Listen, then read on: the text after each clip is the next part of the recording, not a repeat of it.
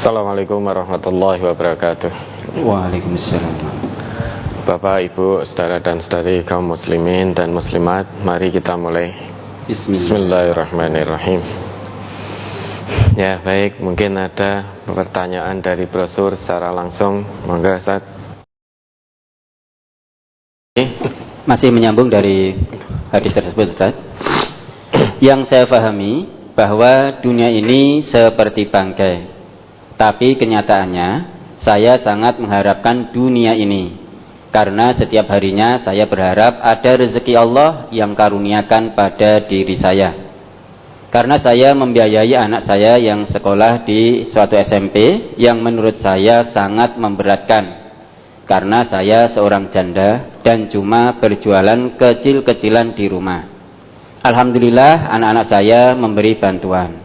Mohon tausiahnya Ustadz, sehingga saya senantiasa bisa bersyukur pada Allah Subhanahu wa taala. Ya. Apa tidak boleh toh kita mengharapkan rezeki dunia ini? Boleh. Tetapi ada tata caranya, ada aturannya. Kita hidup di dunia ini butuh sandang, pangan, dan juga papan untuk memenuhi kebutuhan pokok. Termasuk pendidikan anak-anak itu juga kebutuhan pokok. Nah, untuk memenuhi itu Allah perintahkan agar kita mencari. Sehingga lakukan ikhtiar insani dan ilahi sama-sama maksimalnya. Kita diperintahkan oleh Allah untuk mencari. Nah, mencari di sini berarti ikhtiar insani, ada usaha. Karena ndonga tok, ikhtiar ilahi tok, itu juga tidak akan terwujud. Orang yang bertakwa itu tidak hanya melakukan ikhtiar ilahi, tidak hanya melakukan ikhtiar ilahi saja, ndonga terus agar diberikan, dilancarkan rezeki, tetapi tidak mau berusaha. Itu bukan orang bertakwa. Janji Allah, wa may yattaqillaha yaj'al lahu makhraja wa yarzuqhu min haitsu la yahtasib. Orang yang bertakwa itu dalam masalah rezeki bukan hanya melakukan ikhtiar ilahi tok tanpa ikhtiar insani. Jadi ilahi insaninya terus berjalan. Orang yang bertakwa itu juga melakukan ikhtiar insani dengan maksimal. Namun, ikhtiar insani yang dilakukan tidak sembarangan. Harus mencari dengan penuh keimanan. Itu yang membedakan mencari rezeki antara orang yang beriman kepada Allah dengan orang yang tidak beriman kepada Allah. Coba dibaca itu, Ustaz.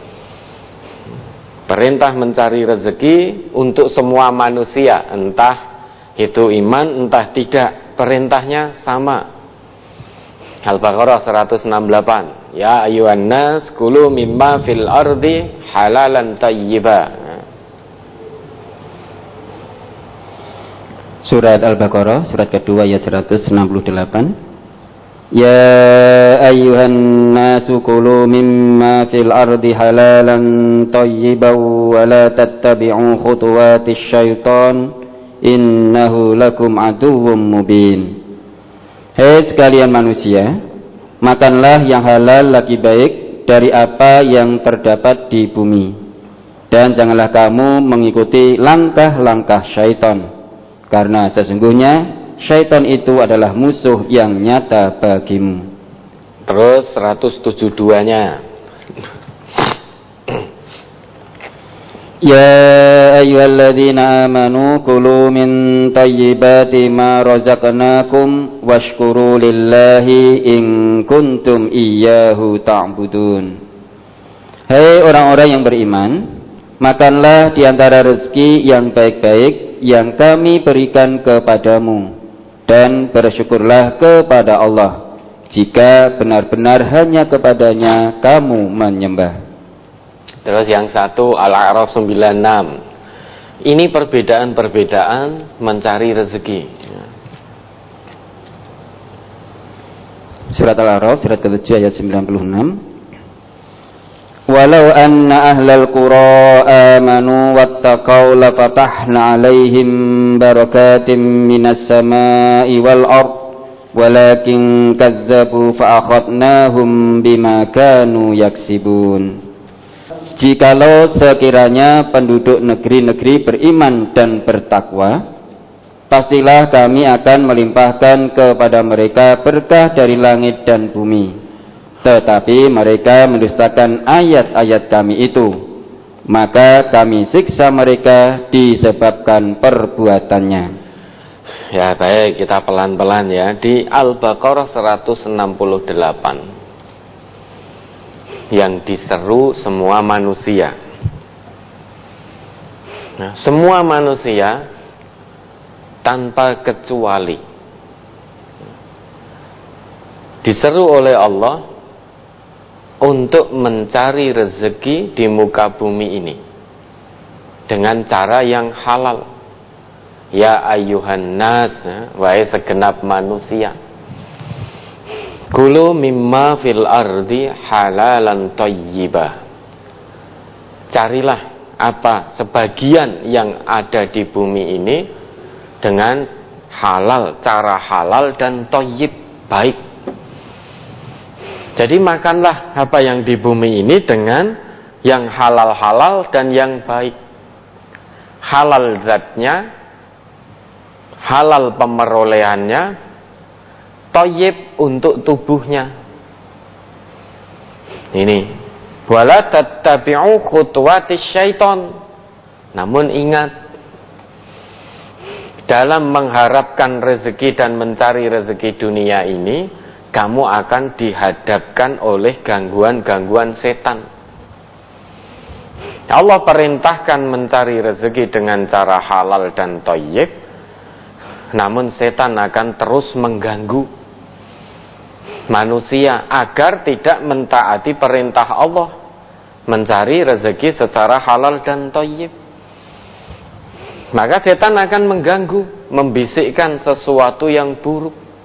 Cari rezeki dengan cara yang haram. Misalkan kamu cari rezeki dengan halal susah untuk sidik, sedangkan kebutuhanmu banyak. Biaya sekolah anakmu saja sekian setiap bulan, anakmu 3 atau 4, semuanya butuh biaya. Kalau kamu mencari rezeki lurus-lurus saja, maka kapan akan terpenuhi? Butuhmu tiap bulan itu misalkan 3 juta. Kamu mencari secara lurus hanya dapat 1 juta. Ya terus yang 2 juta dari mana? Itu kebutuhan bayar pendidikan anakmu. Mes, dengan cara ngapusi saja, dengan cara mencuri, dengan cara ini, kamu tuh akan dapat banyak. Dengan cara korupsi dapat melimpah itu. Nanti kebutuhan keluargamu terpenuhi, ijik duwe turahan, bisa buat beli ini, beli itu dan lain sebagainya. Itu langkah-langkah setan, bisikan-bisikan setan. Dan ternyata banyak manusia yang terpengaruh oleh bisikan setan dalam hal mencari rezeki ini. Tidak sedikit yang korupsi, tidak sedikit yang mencuri, tidak sedikit yang markup anggaran, tidak sedikit yang dititipi uang tetapi dipakai untuk kepentingan sendiri. Ternyata banyak yang tertipu, yang tergoda. Padahal pesan Allah, wala tattabi'u khutuwatis syaiton, innahu lakum aduwwum mubin. Jangan kamu ikuti langkah-langkah setan. Setan itu punya banyak langkah, tidak hanya satu langkah. Dengan langkah pertama gagal, setan akan gunakan langkah kedua untuk menggelincirkan manusia. Itu setan, jangan diikuti. Namun banyak di antara kita, setan baru 1 langkah saja, menggunakan 1 jurus, banyak manusia yang sudah kewalahan, sudah terjerumus karena menyenangkan Bisikan setan itu menyenangkan sesuai dengan hawa nafsu. Bisikan setan itu tidak ada yang tidak menyenangkan, semuanya menyenangkan sesuai dengan nafsu, cocok dengan kesenangan manusia. Bisikan setan itu ya. Lah di ayat ini Al-Baqarah 168, karena sifatnya umum untuk segenap manusia, maka manusia mencarinya genteyongan di ayat itu, dari pagi sampai pagi. Ada yang waktunya habis untuk mencari rezeki, karena rezekinya tidak didekatkan oleh Allah. Rezekinya tidak didekatkan oleh Allah, maka akan mencari sempoyongan, genteyongan, usahanya keras sekali untuk mendapatkan rezekinya itu, karena mencarinya tanpa iman. Itu umum berlaku bagi semua manusia yang mencari rezeki tanpa iman. Namun demikian tetap ada batasan dari Allah, cari rezeki yang halal dan thayyib. Mencarinya jangan mengikuti langkah setan. Beda ceritanya dengan yang 172. Bukan ya ayuhan nas yang diseru di 172 itu, tetapi ya ayyuhalladzina amanu. Kalau tadi 168 itu berlaku untuk semua manusia, 172 ini cara mencari rezeki khusus bagi hamba Allah yang beriman. Jadi mencari rezekinya dan menyikapi rezeki yang didapat, yang dianugerahkan oleh Allah kepadanya dengan penuh keimanan. Kalau tadi ya ayuhan nas, di ayat ini ya ayyuhalladzina amanu, sehingga khusus. Kulu min thayyibati ma razaqnakum. Ada perbedaan. Kalau perintah mencari rezeki yang umum untuk semua manusia, kata halal disebutkan, kulu mimma fil ardi halalan, disebutkan. Tetapi rozaqnakumnya tidak ada, tidak disebutkan oleh Allah.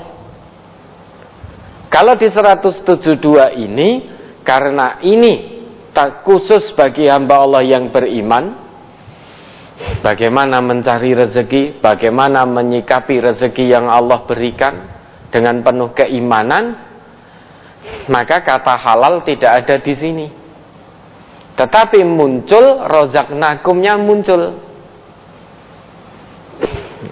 Ini ternyata orang yang mencari rezeki dan menyikapi rezeki yang didapat dengan penuh keimanan,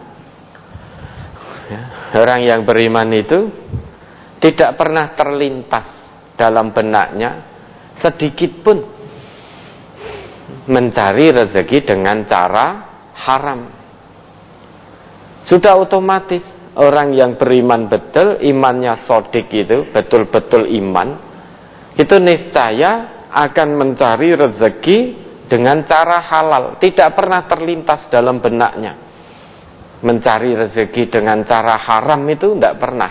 Maka kata halal tidak perlu disebutkan oleh Allah di sini. Orang yang beriman tidak mungkin kepikiran kemudian ngelakoni mencari rezeki dengan korupsi, dengan mencuri, palsu tanda tangan. Tidak mungkin kalau itu imannya sodik di hadapan Allah. Makanya tidak perlu Allah sebutkan kata halalnya, langsung thayyibat min thayyibat ma rozaqnakum, muncul rozaqnakum. Kalau 168 berlaku untuk semua manusia tadi, tidak ada rozaqnakumnya, berarti usahanya maksimal di situ. Usahanya lebih keras, mungkin bisa dari pagi sampai pagi.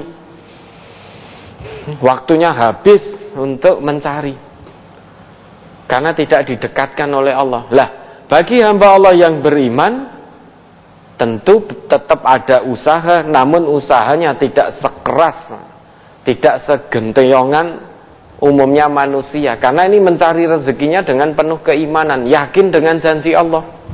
maka mengikuti petunjuk-petunjuk yang ditunjukkan oleh Allah dan juga dituntunkan oleh Rasulullah dalam mencari rezeki. Dengan demikian rezeki orang yang beriman itu didekatkan oleh Allah. Rozaqnakum itu berarti didekatkan oleh Allah rezekinya. Sehingga beda usaha mencari bagi orang yang beriman, beda dengan umumnya manusia. Kalau orang yang beriman meski berusaha mencari rezeki dunia, tidak pernah melupakan urusan akhiratnya, tetap mementingkan urusan akhiratnya. Itu orang yang beriman. Bahkan dalam rangka mencari rezeki itu pun niatnya lillah, karena bersegera menjawab perintah Allah. Karena yang memerintahkan kita untuk bekerja, berusaha secara insani itu Allah. Maka orang yang beriman tujuannya mencari rezeki bukan semata-mata untuk uang.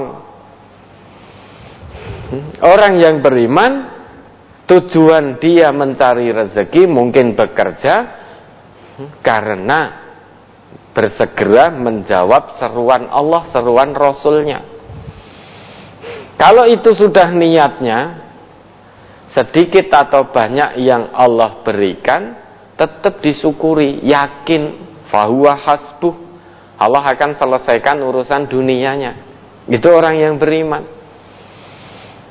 Nah, kalau kita orang yang beriman dalam rangka mencari rezeki, bekerja, tujuan utamanya semata-mata uang, orang yang tidak beriman kepada Allah pun mereka juga pada bekerja. Tujuan mereka uang untuk memenuhi hidup, kebutuhan hidup. Nah, kalau tujuan kita sebagai hamba Allah yang beriman dalam bekerja tujuannya hanya semata-mata uang, terus perbedaannya di mana?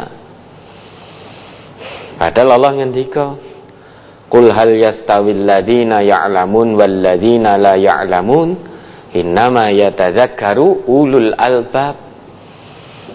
Orang yang tahu dengan yang tidak tahu itu harus beda. Nek podo wae ndak ada bedanya, terus apa? Kemuliaan orang yang beriman yang membedakan dengan yang tidak beriman, terus apa kalau tujuan bekerja hanya semata-mata uang tujuan utamanya?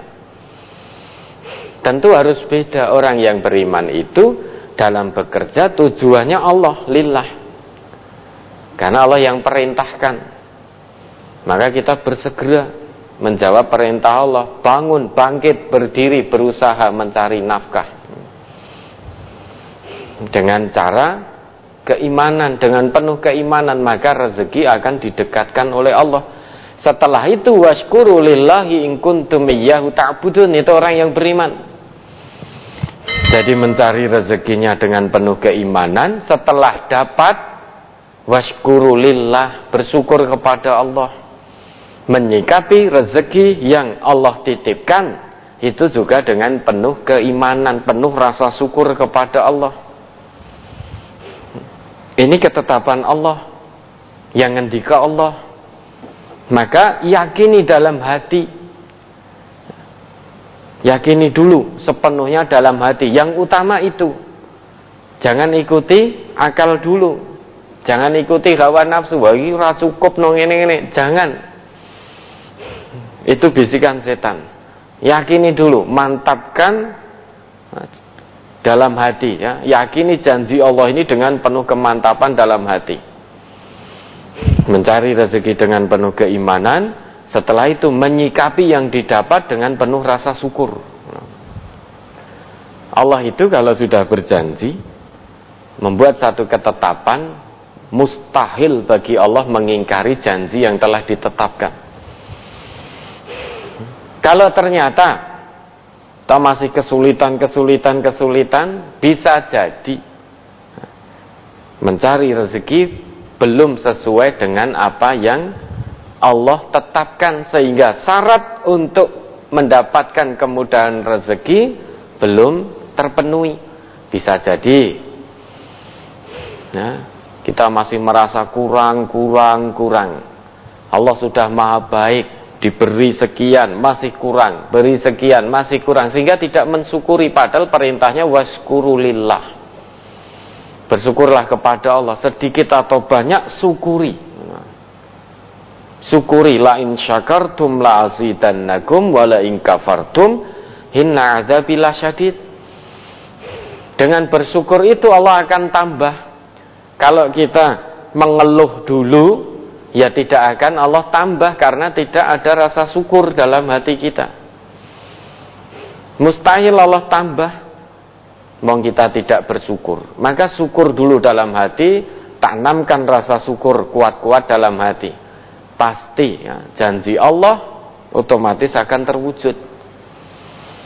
Kemudian lebih dahsyat lagi, Al-A'raf 96 tadi, walau anna ahlal qura amanu wattaqau la fatahna alaihim barakatim minas sama'i wal ardh. Nah, ini fokus kita. Jalani hidup di dunia ini, tujuan utama kita bagaimana mencari berkah dari Allah. Kalau tadi segenap manusia, kemudian dengan iman, lah yang ketiga ini cari rezeki dengan iman dan takwa. Kalau itu bisa dilakukan, janji Allah la fatahna alaihim barakatim minas sama'i wal ardh. Niscaya akan kami buka untuk mereka kran-kran berkah kami dari langit dan bumi.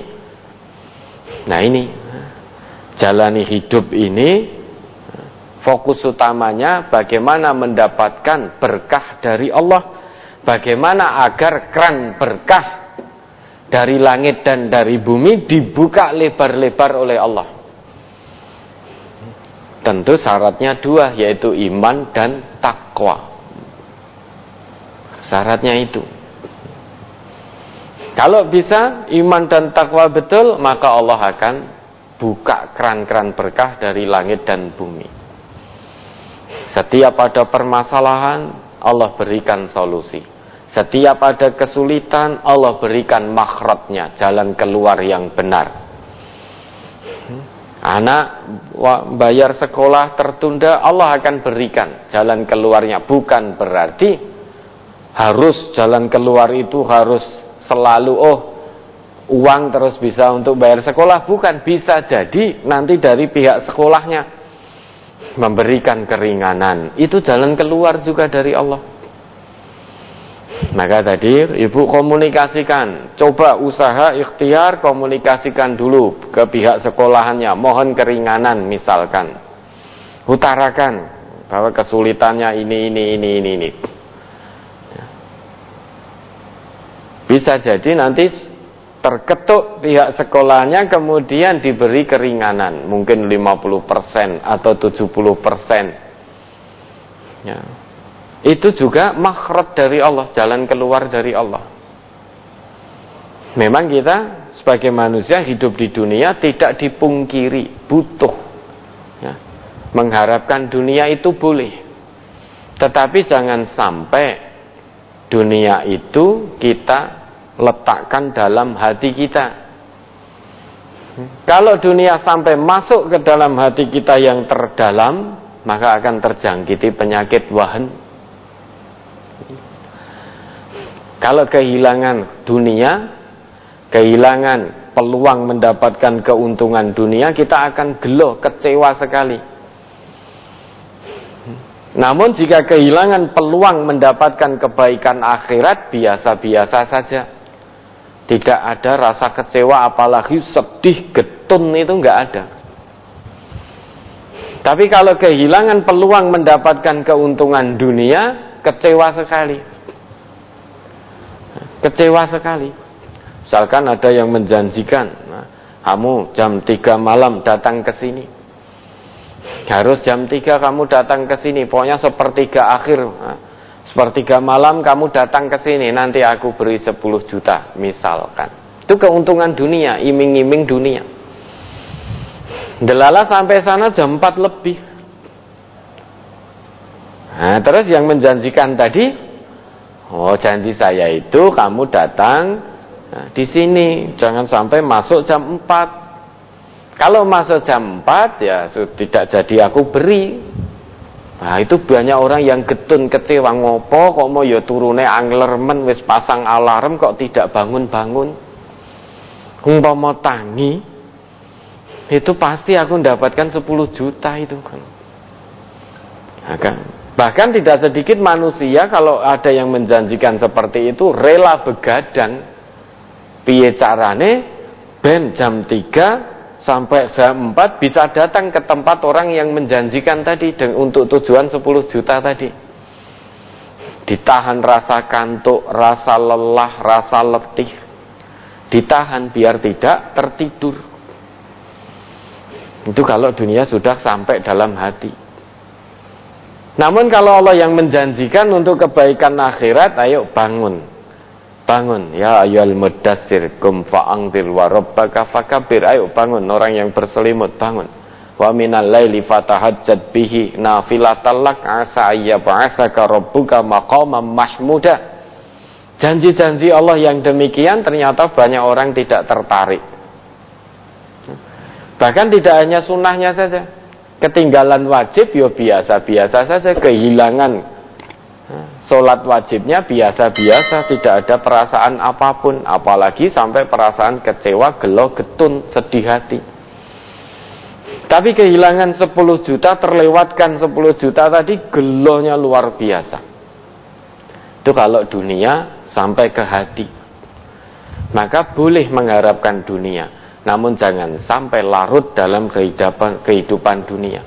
Kalau sampai larut, kata Allah pasti kita akan tertipu. Kalau larut dalam kehidupan dunia sehingga dunia sampai masuk ke hati kita yang terdalam, maka kita akan tertipu. Nah, bagaimana? Cukup dunia ini kita taruh dalam genggaman tangan saja. Genggaman tangan itu segala sesuatu yang kita genggam, satu saat kita akan melepaskan genggaman itu, sehingga barang yang kita genggam akan terlepas, atau sadar atau tidak sadar genggaman itu akan terlepas dengan sendirinya. Sehingga kalau kehilangan dunia tidak kecewa, karena hanya dalam genggaman tangan. Coba panjenengan menggenggam sesuatu itu tidak mungkin selama-lamanya jenengan genggam. Tidak mungkin, mustahil jenengan genggam begini terus. Satu saat genggaman ini akan terlepas atau jenengan lepaskan sendiri. Itu gambarannya. Nah, dunia juga seperti itu. Satu saat akan terlepas dari kita. Tidak semua keinginan kita terhadap dunia itu terpenuhi, berarti terlewatkan, terlepas. Atau suatu saat nanti kita akan melepaskan dunia. Dalam arti saat kita meninggal sudah kita lepaskan dunia. Arep ngopo nek wis mati.